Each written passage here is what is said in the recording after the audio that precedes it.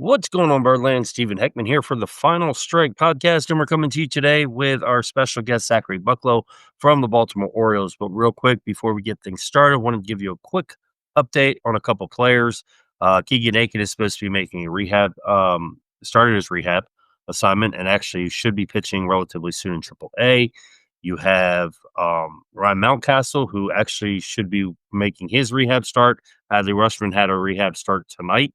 And Kyle Bradish is actually starting a rehab assignment Thursday as he will pitch for the Aberdeen Ironbirds. So enough about that. We're going to bring Zach in here because the Orioles have started their second half of the season, losing 3 out of the first 4 games, which is no fun if we want to make a historical postseason run. But we're here to talk about the draft, talk about some injuries, and maybe some other things along the way. So without further ado, we're going to bring in Zach because Zach has some information to share with us. Welcome on in, Zach. How are you doing this evening? What's up? What's up? I'm good. A little tired 2 days later in the night, but I'm good. I'm great. Well, I figured you're the best person to come in here to talk about minor leagues, talk about the draft, and Yeah. second person who honestly I know definitely has seen some things up in the air that makes you wonder about what's going on with the team when it comes to health wise, whether it be the training staff or coaching. So I figure we touch base on a little bit of that in our segment today and get your opinion in on it because I'm sure everybody doesn't want to hear my opinion. I don't think they want to hear mine either. Neither one of us gets paid to give our opinions. That's what makes it But fun. We're doing this because we love it. oh, absolutely. But yeah, the big thing with the draft, I mean, I guess I'll start with my feelings on the draft, which you remember I at first lost my mind. Um, Yep. I'll put it to you this way. I was eating a brownie and it almost went flying by the end of night one. But then, like, looking at it, I thought about it some more. I actually liked the way we drafted. Um, Ike Irish at 19, he was somebody that just kept climbing up and up and up and up and up and up the rankings. He hit, I think he was, I have it right here. He was the 11th ranked prospect going into last Sunday. Many Until we people caught, actually thought he was going to be in a top 10 pick. There were a yeah, lot of people who thought that. yeah, because he killed it at Auburn. And Auburn is really good at producing um, players. I mean, we see it with Casey Mize, and I'm blanking on other names. I just went down the road I didn't want to go to. Nonetheless, and then of course heads returned when Caden Bowdine was drafted, and that's 2 catchers drafted in your first 2 picks. Which I know upset a lot of people because many people wanted us to start, drafting pitchers. Me, for Right. one, I wasn't so much upset at the position of how we approached the draft because our mindset was best player in the draft. I was more upset at the fact that we drafted back to back catchers. Yeah. And then, well, what I was mad at is that we took I'm gonna butcher his first name. I will learn it really soon. Wahawi? The shortstop from Arkansas. Aloy is his last name. Yeah. I couldn't even pronounce his name the entire time. When I was writing articles, I'm like, no one is gonna be tough to pronounce. But I was confused with drafting him after Bowdine, and why didn't we draft Aloy first? And then I thought, well, that's kind of stupid how you think about that because the only difference is money. And looking at it, the difference is not even 100K. But nonetheless, and then we drafted pitchers and shortstops and outfielders the rest of the way. So I was fine with the draft. My So pro, go ahead, sorry. I want to ask you a quick question before we move further. The pitcher that the Phillies took, Wood. I wanted him so bad. Most of Birdland wanted him. Why do you think the Orioles steered clear of him? Um, I think it goes the best player available. I think it's what it goes to. You look at like I'm gonna just throw out the prospects before Ike Irish, and they were all drafted. Of course, Ethan Holiday went 4, Kate Anderson went 3, Seth Hernandez went 6, Jamie Arnold went 11, Eli Willits went first, Ava Arquette went 7, Billy Carlson went 10, Liam Doyle went 5, JoJo Parker went 8, and Kyson Witherspoon went 15. So the next highest player available was Ike Irish. So if you're And going best available, why go with Gage Wood, who's all the way down here at 23, where actually technicality, your CV prospect at 37 that you drafted in Slater DeBron is just one behind him. So True. if you're going best available, why would you go with Gage Wood over at Iris? I seriously think if he was there at 30, we take him. If I'm That's gonna be honest right. with you. I know I was getting a lot of text messages from, people who wanted the Orioles to draft him, and I kept telling them, I said, "Don't ever bank on Elias drafting a pitcher in the first round." Honestly, if you look at Elias's history where he was with the Astros, even with the Cardinals, a lot of the times those organizations did not draft and develop pitchers. They obtained pitchers, They whether that signed be an him yep, free agent, trades, or signing the prospects. I mean, you can take a look, Robinson.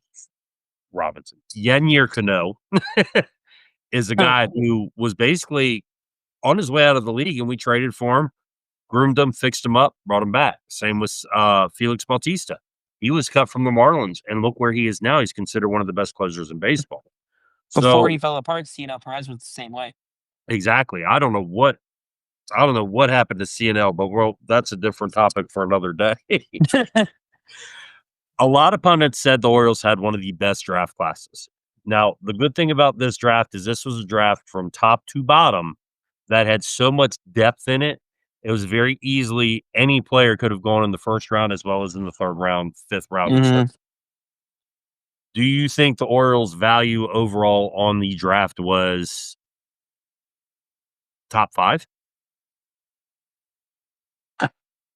I do. I do. I think they had the hands down best draft. No. Um, if I'm thinking value, I think the Mariners had one of the best drafts I've ever seen. I need to double check, which I'll do in a minute. But you got the best pitcher in the draft in Cade Anderson, and you drafted who I think is a top catcher in Luke Stevenson. You all heard me rave about that kid from North Carolina. So I You're think hoping we got Seattle. Well, yeah, because when we drafted Bowdine, I was more so upset that we drafted Bowdine over Stevenson. But I do think we had a top five draft. Like I said, what I think helped, I don't even know where you would place it because, I mean, obviously, I don't know every single pick because I yeah. mostly focused on the Oriole pick. But But I the way also the think, pundits like, have been talking about it is they're saying how wonderful and excellent the draft is. Of course, us as fans of the Orioles are going to look at the draft a little bit different because we definitely want our team to be good. The great thing about us at the Battery is we actually are a very unbiased group of gentlemen who actually write and report. We will give our honest opinion on what's going on with the state of the Orioles. You know, and a lot of people might say that's talk, but read our articles. Go to the Baltimore Battery and just scroll through these articles. You will get honest opinions on people from any one of us. yeah, I mean, well, we hold back a little bit in some cases, but Well, yeah, but I mean, we still get our point across yeah, from what we're trying to say. we Like, do. you know, We try not to bash and like, yeah, I know. We both are on the same idea. but Go ahead. I will say this: Zach did have a problem with the draft per se, but it's not exactly the draft. It's the aftermarket of the draft, and that's where Zach's biggest issue came with. So Zach, I'm gonna let you explain what we're talking about and what bothers you the most about it. All right, so we walked into this draft. I'm pulling up one last thing real quickly that I should have pulled up when we were setting up, but I just thought about it. We pulled into this draft with the highest money on the board, 19 million something. I don't know all the other numbers. Started with 19 million. According to Camden Chat, which is a great website by the way, that we have signed 1, 2, 3, 4, 5, 6, 7, 8, 9, 10, 11, 12, 13 players and have signed them for a combined 16 million something other. I don't know the exact number. I think it's like 16.2. And we've underslotted by $487,000. Here's my And problem. just for those who aren't paying attention, that leaves us less than 3 million to sign the rest of our draft. Correct. Here's my problem. It's not that we underslotted, it's where the money went. Now, I will state here, I am not a money person. I stink with money. I'm not good with money. But Some are in good cases like that Ike Irish, we got him for 4.4 million. We only underslotted by 2,500. That's fine. We got Bowdine and Alloy at slot values. We underslotted on our second round pick by 100,000. That's fine. It was a Joseph DeZerwin, who was a Michigan State pitcher. I mean, I'm fine with that. I'm fine with underslotting college pitchers and college players because it's the it, you're it, if they don't sign, if they're a senior, what are they going to do? So they're Sure. going to negotiate a little bit better. My problem comes with our fifth round, 154th overall pick. Now, Jaden Lowray is a solid player. He was really good at Corona del Sol. And you look at it, and 562,000 is pretty solid for a fifth round pick. Hmm. Until you realize we overslotted him by $110,000. Why? It's a 17-year-old. Maybe he's 18 now, but it's a 17-year-old that you got in the fifth round. Why are we overslotting him with money? And And this is like later on, I'm sorry to cut you off. they're Later fun on in the eighth and 10th round, you're underslotting guys by 124,000 and 161,000. While your 37th overall pick in Slater DeBrun, who yes is committed to Vanderbilt and yes is just now coming out of high school at Summit, looking at the value pick, it's at what was he? 37, not 67, like 37. The value pick for him is $2,631,400. So you sign him, you can say goodbye to pretty much to 11 through 20, unless you can underslot them. So my question is, and like I said, maybe it's something behind closed doors, maybe it was an agency thing. Why are we overslotting on a fifth round pick when we're underslotting everywhere else? What's the difference? does signing bonus play a factor in that draft pool? I don't think so. Actually, I do. I do think. I don't know. Because if it doesn't, that might be where the money's going. You're giving people so much money guaranteed up front. Yeah, and I don't know exact contracts, because those sometimes don't get released. Nope. But I think about players who have slipped and have proven themselves and then get drafted later on. I mean, you see it. I mean, like the Mariners in back-to-back years drafted Adley Rutschman and Heston Kjerstad in like the 20th round, and they both went on to college and they both became top 5 picks. But my thing is, and like I said, it could be something completely different that has nothing to do with money, because NIL deals are a thing now. So with Slater going to Vanderbilt, there's a chance that he just gets more money through NIL, and he can take a chance on himself, play 3 years at Vanderbilt, possibly go 3 years in the College World Series, get TV time, get deals, and could be a top 5 pick come 2029. Or even go to Vanderbilt for a year. I mean, that's the I, thing. It I think you have to play 3. I think you have to be a junior. in order to enter the draft. Yeah, because I only say that because Rock Chalowski was Mhm. like the top player in the Big Ten, and he wasn't entered the draft because he's a sophomore. I remember Kumar Rocker. He Remember was a junior. he refused to sign with the Mets and actually Yeah, went out and played independent ball for a year that's before because he was a going back and senior. Yeah, so yeah. there's other options, but I'm pretty sure in college you have to play 3 years. But what I think they follow football rules. I think well, football's basketball is 2 the only years. one. Football's I think is 2 years. Yeah, but they make it to where education comes first, which I'm fine with. Exactly. And I think that's important, especially when you think of all these players who one injury away from being out of the league for good. Right. I mean, it's you have players who are coming back from injuries, and this all goes and this is we're gonna be talking about this very shortly here. This all goes into how your team's training staff, training room, exercise room, recovery room, and what you do in the process of rehabbing is set up, which makes a big difference. That's why Right. we were able to see Jorge Mateo last year return from a dislocated wrist, and yet we cautioned him through spring training before, not even expecting him to make the opening day roster. Right. So those are factors that come into play here, especially where like Kumar Rocker. I remember when Kumar Rocker was drafted, one of the big things that turned that whole thing away was the Mets found something in his medical file, Mhm. and they tried to pay him less because of it, and he didn't wanna buy it. Yeah. If I remember correctly, didn't Kumar Rocker get drafted by Texas, right? Yeah, he's a Ranger. And didn't he just recently get hurt with a shoulder injury? It was either shoulder or lat.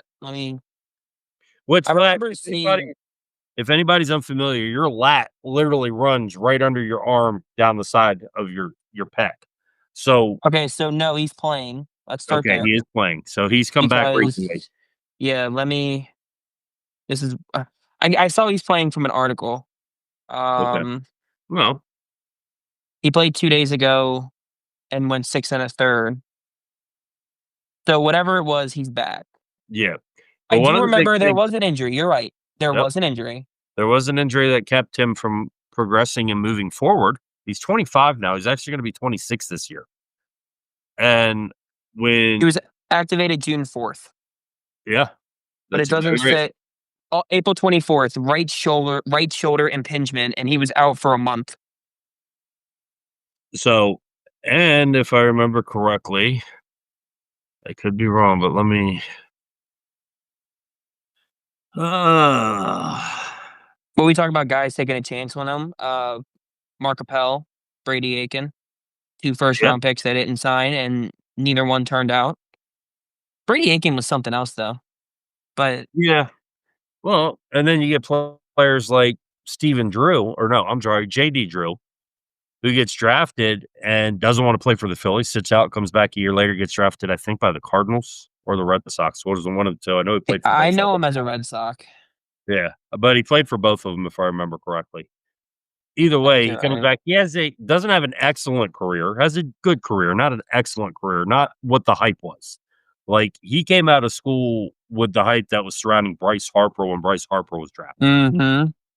And the one thing I will say about Bryce Harper is even though he's injured, that guy's gonna give you 150% every time he's out there. Mhm. JD Drew was not that person. JD Drew would basically lose interest if he wasn't a part of what was going on. Well, I'll tell you another one, Oriole prospect Judd Fabian. Oh, yeah. Remember, he was drafted Judd the with stud? Judd the stud. He was drafted 40th overall in 2021 to Boston.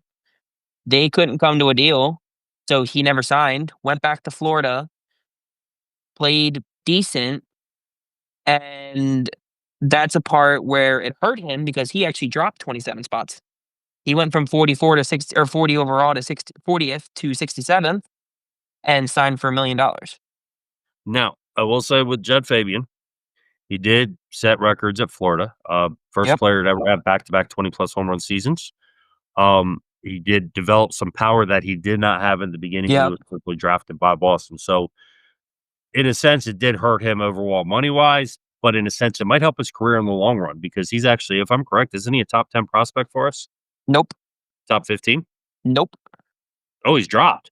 He's not even on the top 25, Wow. Okay. So, which see, is a completely different podcast problem because I have a problem with our top 25 list, but or top 30, I'm sorry, but that's a whole different we'll discuss that has later has because the updated list come out now that they've no. okay. So, I'm sorry, he's 24th on the top 30. Okay, My so bad. he's still a top 30 prospect, I don't know which why is I thought he dropped, but anyway.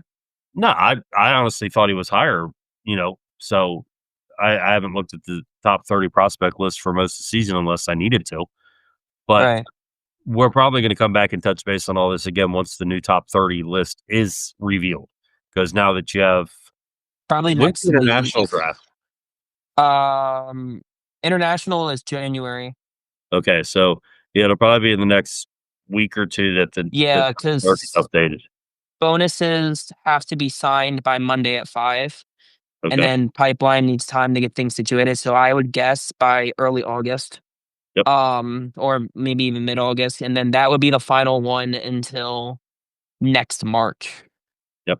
So, unless somebody graduates, which there's only one player I can see graduating by then, we'll be and it's back make to discuss that once that comes out because 'cause I'm sure we'll have, some interesting takes on the top 30 yeah, and the top I have 100. some problems with it, Yeah, with but that's for both. another day. we're gonna move forward and head on over real quick to the injury history that is marred. And when I say marred, I'm not a person who usually likes to say injuries will affect the team for a season. But when you look at the Baltimore Orioles, 26 players on the IL so far this season alone, and that's just in the majors. That's not counting what's going on down in AAA, Yep. Double A, High A, and Low A, even RCL and FCL, which is Zach's little favorite pastime. um, Hidden It leads me Bowdines to in believe because FCO. it's a lot of similar injuries. With our pitchers, it's mostly lat strains. And, of Yep. course, Grayson Rodriguez, anybody paying attention knows that Grayson Rodriguez has dealt with lat strains for the past 2.5 seasons, all right? Justin Armbruster just had lat surgery that knocked him out for the year a couple months ago. Zach Eflin has complained about lat this year. Um,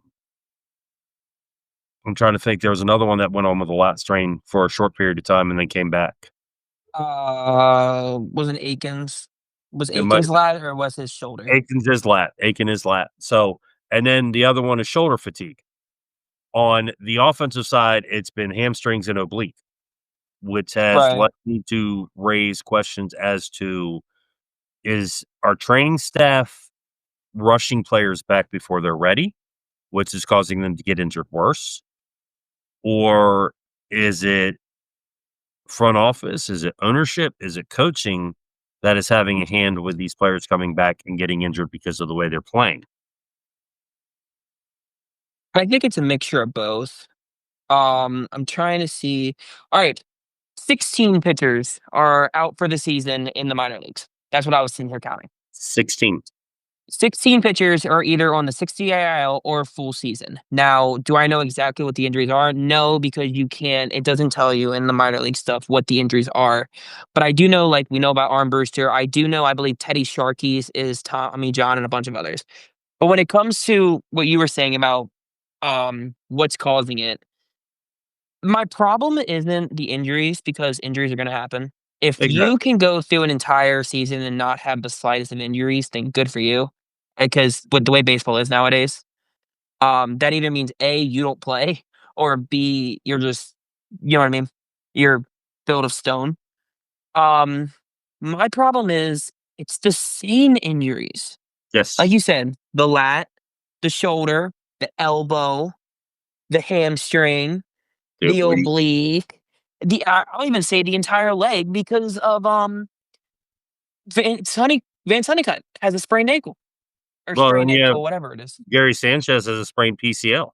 Right. So the problem that I'm having with it is, and we've talked about this before because we both played. I mean, you played actual high school. I didn't because I stunk. But my point is, even when you're playing like rec ball or travel ball, like you still have the same workouts. Mhm. You still learn how to do conditioning. And I remember being like a helper from our high school's team, and they had an entire practice day of conditioning. It was Yep, straight running and jogging and stretching, and that's what it was for an hour and a half. And then it was yeah, a half hour of like infield practice, and that's it. Because conditioning is important. it So my is. question is, it's obvious that when you're a major league player, you can't practice every day Mm. because it hurts.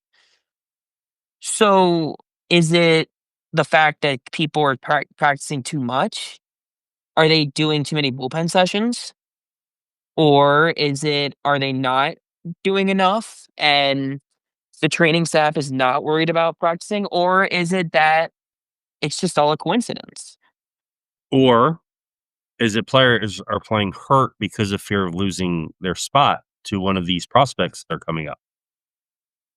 Yeah, and that is where I have a problem with the MLB in general. Um, what we just saw, it's not baseball, but we just saw in that softball College World Series. I can't think of her name. The one that played with a torn ACL. Uh, I know you're talking about the one I keep thinking Yeah, of. The girl got hit in the head with the ball and stayed in the game and pitched. yeah, that one too. Like they're playing through injuries, which is dangerous. It is. Remember, do you remember the story of Tim Elko in college at Ole Miss? Don't He was hitting home runs on a torn ACL. that's crazy. Well, look at Ronald Acuna. Yeah, look at Acuna. He's playing. Yeah, he's had 2 ACL injuries in the last 3 seasons, 4 seasons. Yeah. And I understand the whole no pain, no gain, but also pain. And not only do you lose your spot, you're losing money Exactly. Well, see, that's the difference. Is baseball, all contracts are guaranteed. if So you're a are you free really agent, though. losing money? If you're a free agent. But even if your contract, you could have writing in your contract that specifies if injured, you still get paid so much. Yeah, that's something I've heard too. So the thing is, But I kind of want to say and lean towards it's our training staff for the simple fact, and you've brought this up before. I want you to bring it up again and discuss it real quick because we're going to get ready to wrap up here soon. But Felix Bautista's injury against Colorado that basically shut him down for pretty much almost 2 seasons, well, a season and a half. Be honest, yeah, season and a half. so I'm gonna paraphrase because I don't have the article up right now, and I don't feel like looking for it. Can take forever to find it earlier. Um, so pretty much, if you go back and watch the 101 win documentary, you can see it's like the 57-minute mark when Felix is coming out for that game on the 24th. My birthday. You can yeah, I know, that's why I feel bad saying all this. It's your birthday, it's Cal's birthday, it's this person's birthday, it's just a lot. Yes. But if you watch it, there's some kind of weird look on Felix's face. Now, is it a possibility to stretch because of what we know now? It is. But if you watch it back, there's some kind of look on his face that looks like distress. Yep. And then if you watch his warm-up pitches, it looks like distress. Mhm. So If there's I a couple of theories. I if mean, I did he remember say if I was it? remember correctly, didn't he walk the first batter on, like, 4 pitches? I believe so. And they weren't even close. No, they were way outside the zone, they were up, they were high. I mean, it was just Yeah. a weird like, anybody paying attention now knowing what happened, you would actually second guess him actually pitching. And then you think about it and like if I can see it from sitting on my couch watching a video that is like 5 months later than the actual event, what else can I s what else who else sees it? And Who else if is you always listening? if huh? Who else is listening? Because remember, there's a Yeah. language barrier with Felix as well. Yeah, because he's Dom Dominican. is he he's Dominican. Okay, I hate guessing. Um, but I was pretty sure he was Dominican. And that's the thing, there's a language barrier, and yes, you have, um Translators. yeah, I'm losing it. Yes, you have translators, but if nothing is said to the translator, how's the translator going to translate it back? Exactly. And like I said, the story is could he have said is it that he said something and they were like, "Oh, we'll just worry about it later. You're probably just stiff." Or is it that he just didn't say anything because he knew about the like where we were in the season?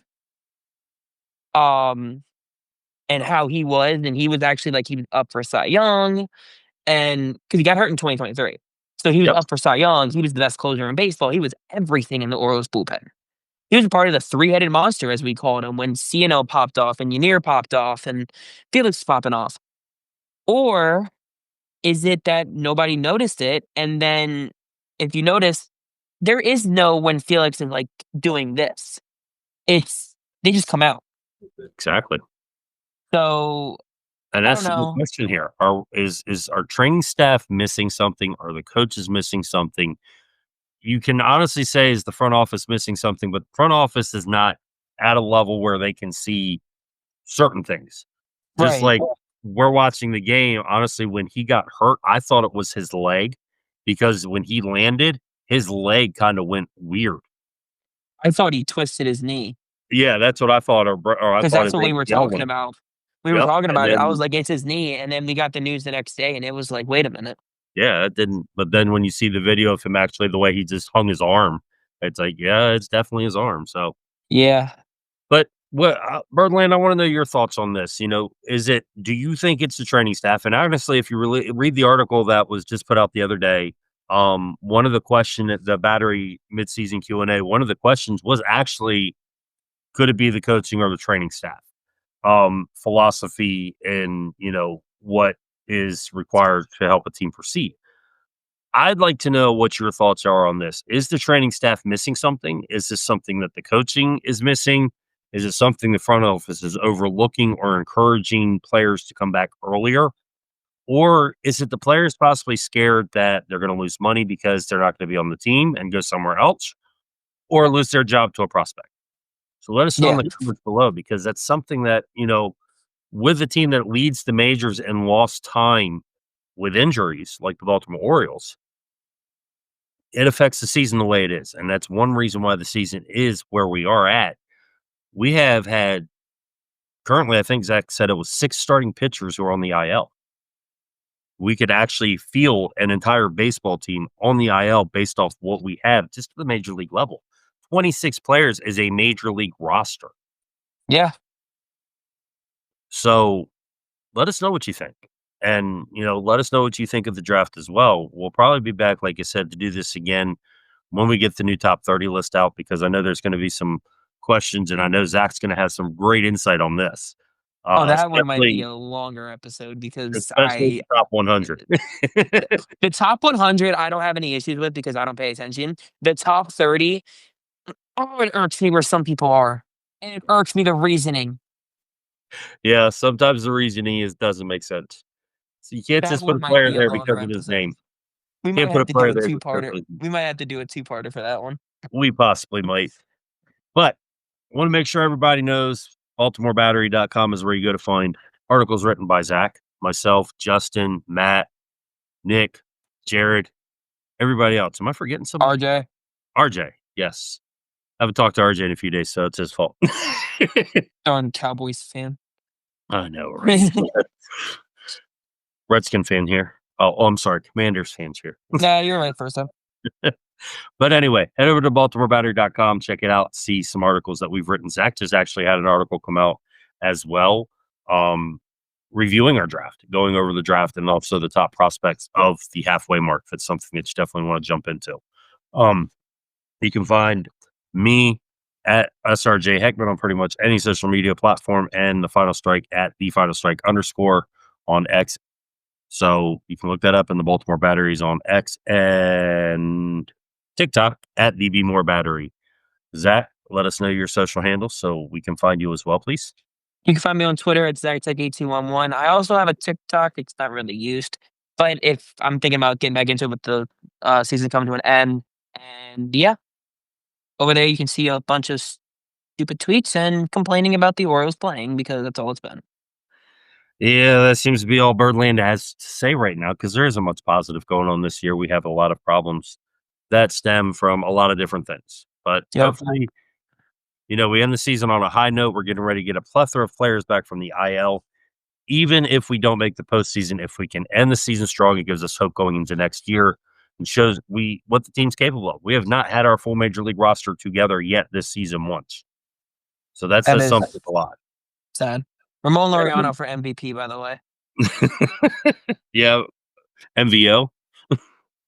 And he's already gotten that. He went yard again today. Yeah, I know. That's 13 home runs now.